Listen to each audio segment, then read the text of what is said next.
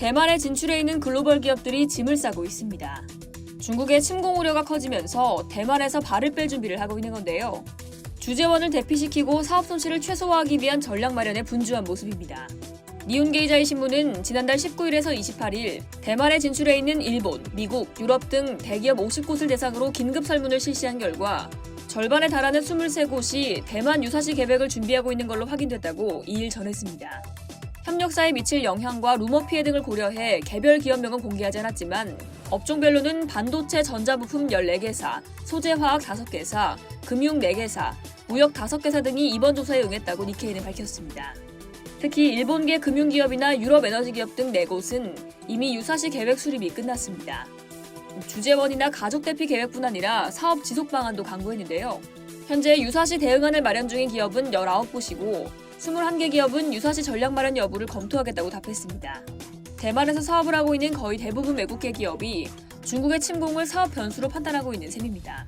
구체적인 대응 방안으로는 항공권 사전 예약을 꼽은 기업이 많았는데요.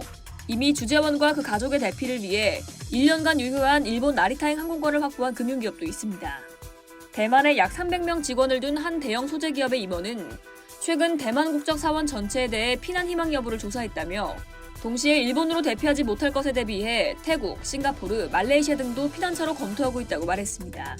한 화학대 기업은 유사시 대처를 위해 주재원 수를 줄였고 한 반도체 기업은 통신 차단에 대비해 위성 전화를 도입했습니다. 대만에 있던 서버 데이터를 이미 일본으로 옮긴 회사도 있죠. 기술 유출 방지를 위해 대만에 있는 기술 관련 서류를 어떻게 파기할지 미리 검토 중이라는 응답도 나왔습니다. 대만 진출 기업들의 이 같은 움직임은 지난달 22일 끝난 중국 공산당 제20차 당대회 이후 확산되고 있는데요. 당시 시진핑 중국 주석은 대만에 대한 무력 형사 포기를 절대로 약속하지 않겠다며 강경한 입장을 보였습니다. 지난 8월 낸시 펠로시 미국 하원 의장의 대만 방문으로 대만 해협에서 무력 시위를 벌여온 이후 하나의 중국 기조를 재확인한 거죠. 중국이 오는 2027년까지 군 현대화를 통해 대만을 침공할 준비를 끝낼 것이라는 관측이 쏟아진 것도 한 요인입니다. 세계 1위 파운드리 업체인 대만의 TSMC 향방에도 촉각을 세우고 있는데요. 한 반도체 기업 관계자는 TSMC 공장이 멈추면 대만 진출 기업의 상당수가 사업을 지속하는 것이 불가능해진다며 전 세계적으로도 막대한 영향을 미칠 것이라고 내다봤습니다. 이상 여의도TV였습니다.